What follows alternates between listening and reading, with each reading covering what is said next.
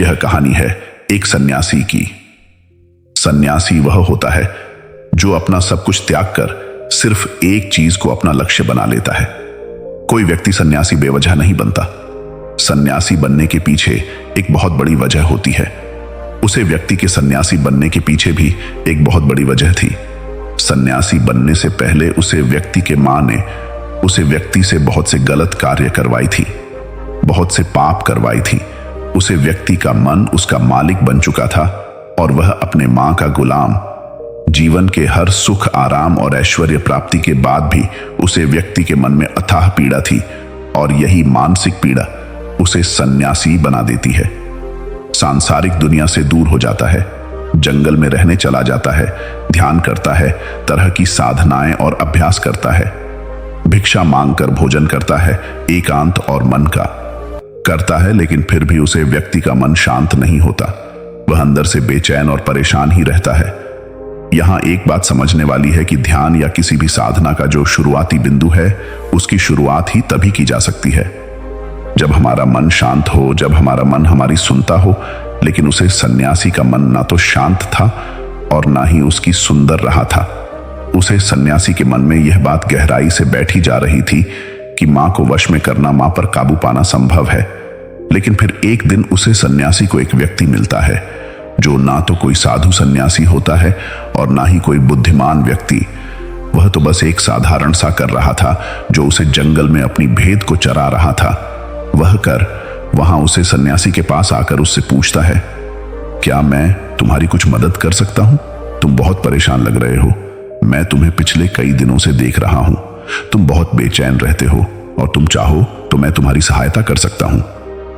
चरवाहे की बात सुन सन्यासी कहता है, भला तुम क्या मेरी मदद कर सकते हो? तुम तो एक संसारी हो जो अपनी मोह माया में लिप्त रहता है। यह सुन वह चरवाहा उसे सन्यासी से कहता है, मैं तुम्हारी मदद कर सकता हूं। मैं मां को वश में करना जानता हूं। सन्यासी चरवाहे के मुंह से यह बात सुन जोर से हंसाता है और कहता है, क्या क्या कहा तुमने?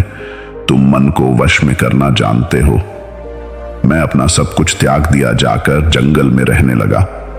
तब भी मैं अपने इस मां का गुलाम हूं और तुम कह रहे हो कि तुम इसे वश में कर सकते हो।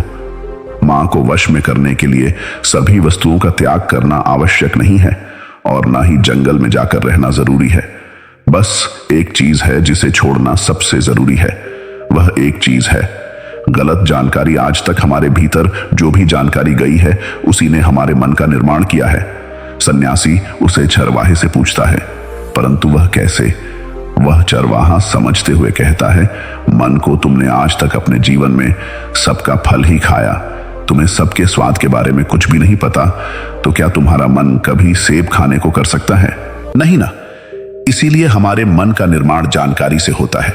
वह सन्यासी उसे चरवाही की बात से प्रभावित हो जाता है और उसे कहता है, क्या आप इस बारे में मुझे और विस्तार से समझा सकते हैं?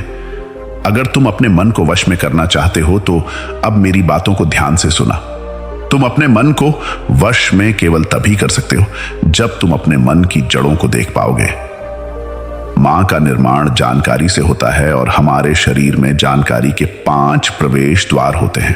पहले आंख, हम अपनी आंखों से जो कुछ भी देखते हैं, अच्छा या बुरा, वो सब हमारे मन की याददाश्त में इकट्ठा होता रहता है। दूसरा, कान, हमारे कान जो कुछ भी सुनते हैं वह भी हमारे मन में बी के रूप में बी दिया जाता है। तीसरा, जीव भी चीज का स्वाद हम एक बार ले लेते हैं, वह हमारे मन की याददाश्त में अंकित हो जाता है।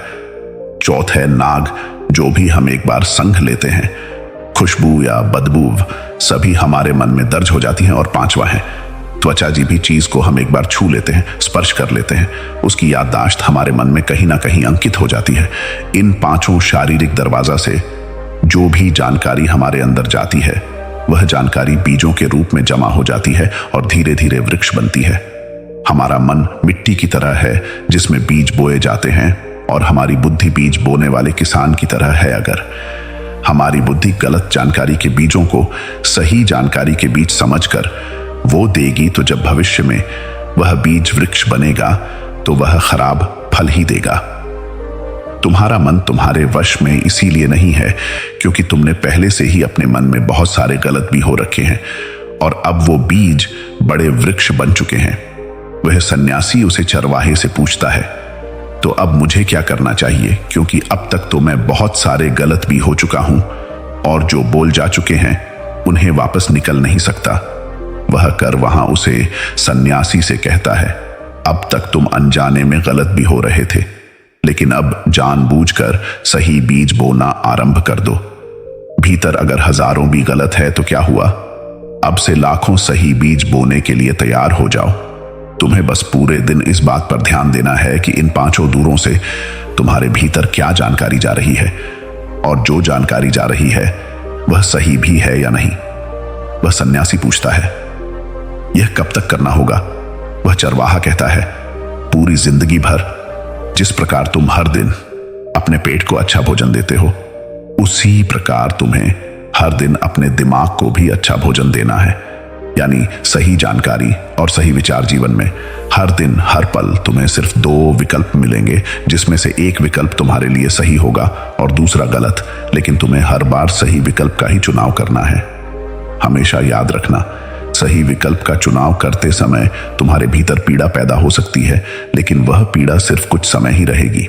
इसीलिए चाहे तुम्हारे अंदर कितनी ही पीड़ा क्यों ना हो, तुम्हें हर बार सही का ही चुनाव करना है। जितनी बार तुम सही चुनोगे उतनी बार तुम अपने अंदर एक सही बी बोलोगे, और जिस दिन तुम्हारे अंदर के सही बीजों की संख्या गलत बीजों की संख्या से अधिक हो जाएगी, उसे दिन तुम्हारा मन तुम्हारे बस में होगा। लेकिन उसे दिन के लिए आज से, अभी से अपना प्रयास जारी रखना होगा। वह सन्यासी तो उसे सरवाही की बात को समझ जाता है, लेकिन क्या आप समझ पाए? कहानी कैसी लगी कमेंट में जरूर बताइए, और कहानियों के लिए चैनल सब्सक्राइब कर ले और बेल आइकॉन ऑन कर ले। मिलते हैं नेक्स्ट स्टोरी में, तब तक लिए राम राम।